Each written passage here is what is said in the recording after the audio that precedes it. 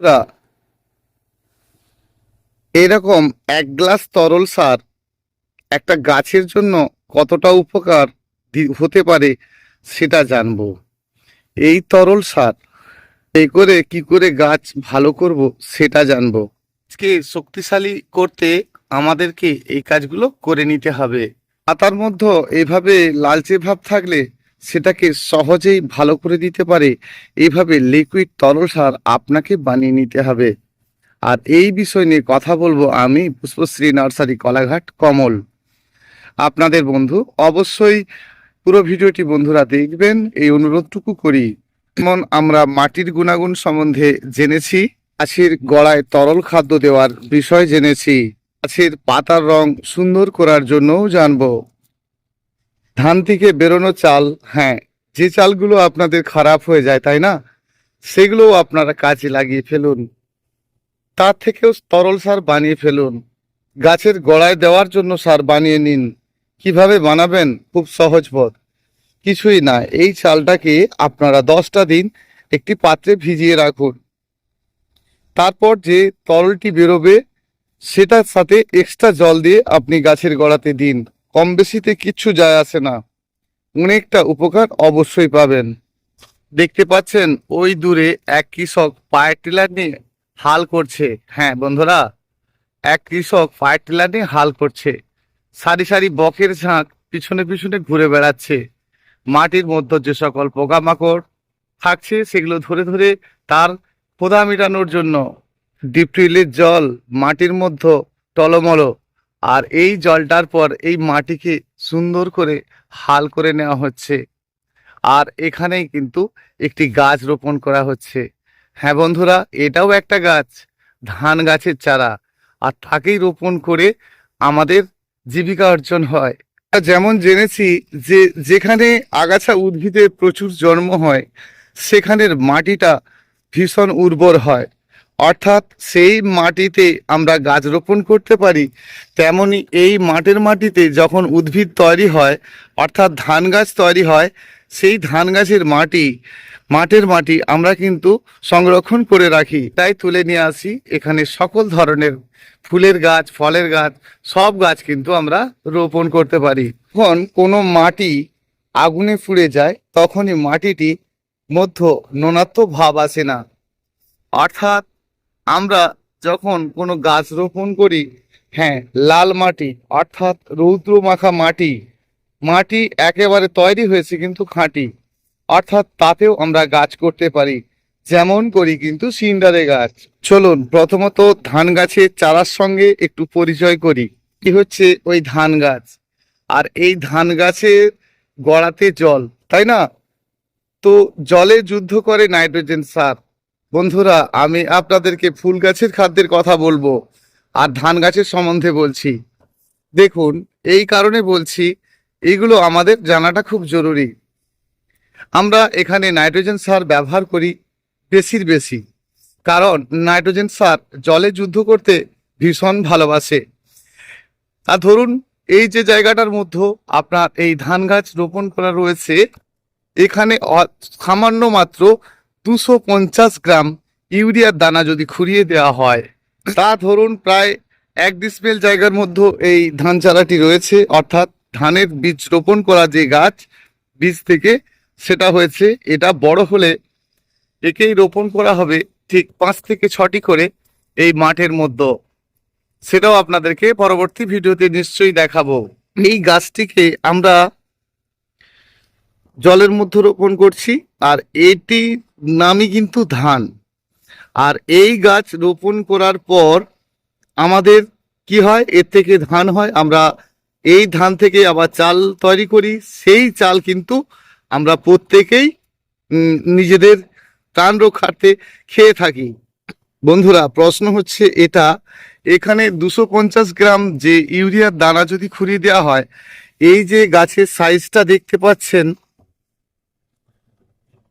মাত্র 2 ইঞ্চি, এটাই দাঁড়িয়ে যাবে 6 ইঞ্চি। অর্থাৎ নাইট্রোজেন সারের এতটাই ক্ষমতা রয়েছে। আর সেটাকে আমরা কিভাবে ব্যবহার করব একটি শৌখিন ফুল গাছের জন্য। চলুন বন্ধুরা, যে একটি শৌখিন ফুল গাছের জন্য কিভাবে ব্যবহার করলে সঠিক হবে এবং সেটি কিন্তু ক্ষতি হবে না গাছের। একটি গাছের জন্য ঠিক কতটুকু সার প্রয়োজন সেটা নিশ্চয়ই দেখে নেব। আনুমানিক আমরা যদি দেখি এই 20 লক্ষরও বেশি গাছ অর্থাৎ ধানের গাছ, এদেরকে মাত্র 250 গ্রাম নাইট্রোজেন সারে অর্থাৎ ইউরিয়াতে এদেরকে সুন্দর করে দিতে পারে, অর্থাৎ পাতা সবুজ করে বড় করে দিতে পারে। তাহলে আমরা একটা ফুল গাছের জন্য ঠিক কতটা দিতে পারি আর দিলে আমাদের গাছের কোনো ক্ষতি হবে না। নাইট্রোজেন সার ব্যবহার করলে কিরকম করা উচিত এবং যখন আমরা ফুল গাছের ক্ষেত্রে ব্যবহার করব কিরকম করা উচিত, সকল বিষয়টা একটু শেয়ার করে নেব আপনাদের সঙ্গে। এর রং যেমন সুন্দর হয়, গাছের রং তেমনই সুন্দর চাই। ফুল দেখতে যেমন ভালো লাগে, গাছের কাণ্ডটি ততটাই মজবুত এবং স্ট্রং এবং তরতাজা হতে হবে। ঠিকভাবে গাছ থেকে ফুল নিতে গেলে সঠিক খাদ্য আমাদেরকে দিতে হবে, ঠিকভাবে ফুলের ক্ষমতা থাকতে হবে, ফুল বড় হতে হবে। জন্য চাই তরল খাদ্য, জন্য চাই আপনার বানানো খাদ্য, দম ভালো হবে। আচ্ছা, নাইট্রোজেন সারের মধ্য দিয়ে যদি আমরা গাছে স্প্রে করি তাহলে কি পাতার এই রূপ পরিবর্তন হতে পারে? হতে পারে। অনেকে মনে করি যে গাছে বেশি বেশি খাদ্য দিলে বেশি বেশি ভালো হয়। তরল খাদ্য বানানোর জন্য চলুন প্রথমত 1 গ্লাস জল তুলে নিই, আর এটা দিয়ে আমরা বুঝে নেব কি পরিমাণে আমরা গাছে তরল খাদ্য দেব। ওদের মাঝে মাঝে মনে হয় যে বস্তা বস্তা খাদ্য নিয়েছে, বস্তা বস্তা গাছের গোড়ায় দিয়ে দিই, গাছ কেন বাড়ে না।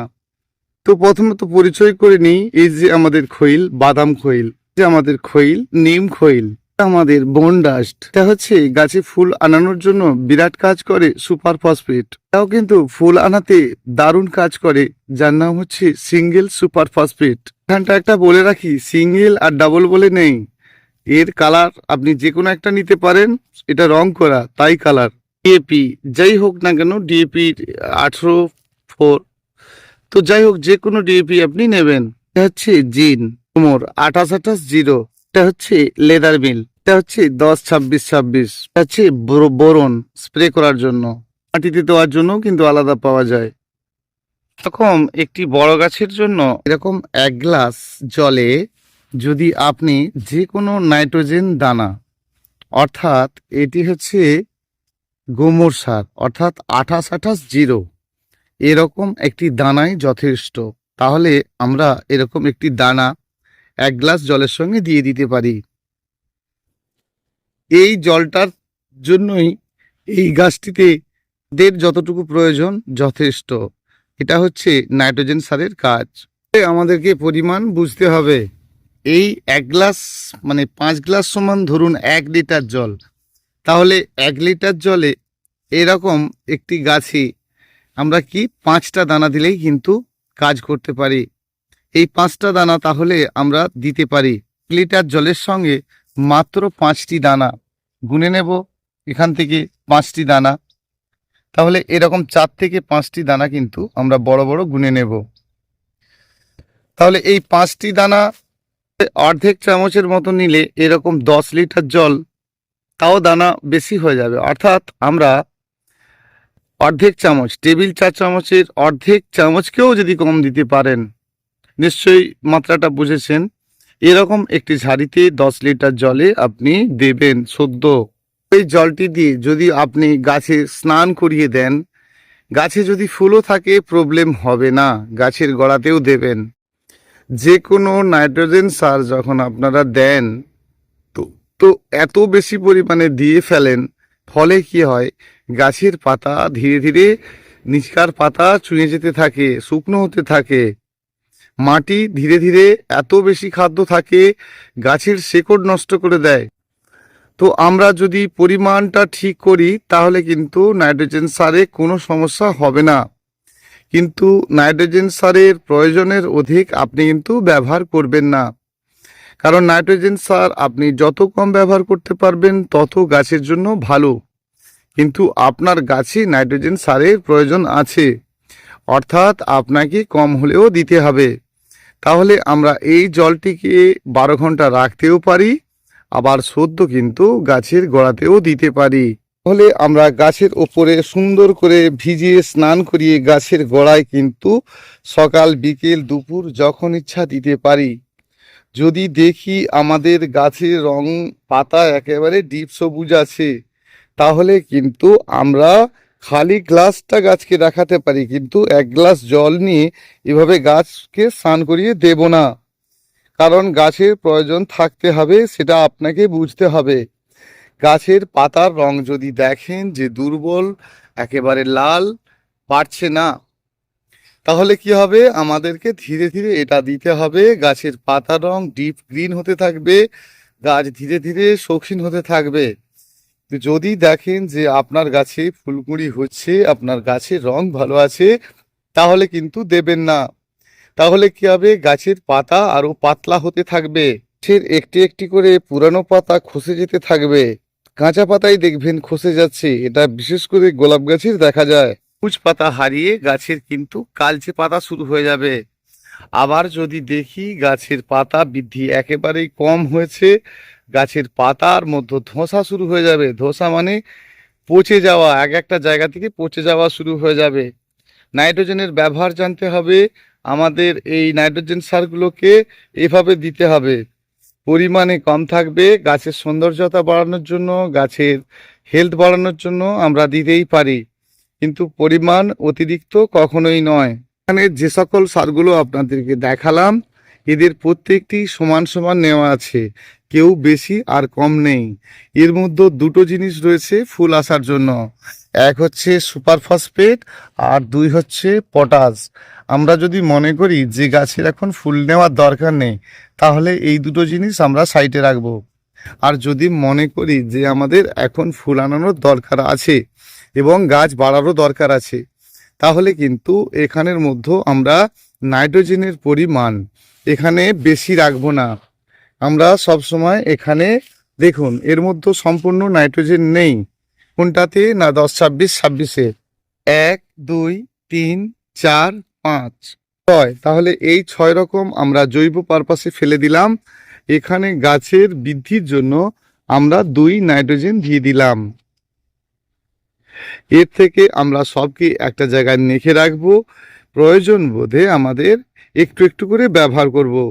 যদি আমরা মাটিতে গাছের গোড়ায় দিতে চাই, তাহলে এদের সবেরই আমরা মেখে ফেলার পর অল্প করে একটু নেব, প্রয়োজন ঠিক যতটুকু রয়েছে, তার সাথে কিছু মাটির সাথে জল দিয়ে ওপরটা ভিজিয়ে দেব মেখে রেখে। একটা পলিথিনের মধ্য দিয়ে মেখে আমরা কিন্তু জলের ছিটে দিয়ে সেটাকে ভিজিয়ে দেব, দিয়ে পলিথিনটি আমরা চাপা দিতে থাকবো। ঠিক 7 দিন পর থেকে কিন্তু আমরা ওই মাটিটি ব্যবহার করব। ফলে আমাদের ছোট বড় সব ধরনের গাছে একটু কম বেশিতে গাছ নিয়ে নেবে। আমরা অনেকে মনে করি একটি গাছের গোড়াতে দিতে গেলে একেবারে গোড়ায় দেওয়া ভালো না, সাইডে দেবেন। আবার অনেকে মনে করি যে মাটি গর্ত খুঁড়ে দেওয়া ভালো। দেখুন, প্রথমত আপনি গাছের গোড়াতে খুব ভালো করে জল দিয়ে দেবেন, তারপরে এই যে আপনি মেখে রেখেছেন মাটির সঙ্গে এই খাদ্যটি অল্প অল্প করে আপনি উপরেই দেবেন, কারণ উপরে দিলেই আপনার কাজ হবে। এরকম উপরে দিয়ে একটু করে গুঁড়ো মাটি চাপা দিতে পারি। আবার যদি মাটিকে খুঁড়ে ওটা দিয়ে আমরা মাটি চাপা দিই, তাহলে কিন্তু 2-1 দিন কিন্তু আপনার ওই মাটির মধ্যে বিশেষভাবে জল দেওয়ার দরকার নেই। এই যখনই আপনি খাদ্যগুলোকে মাটির সঙ্গে দিয়ে দেবেন, মাটির উপরে চাপা দেবেন, তখন কিন্তু ভেতরে ওই খাদ্যের যে গন্ধ সেটা কিন্তু টোটাল টবটার মধ্যে থাকবে।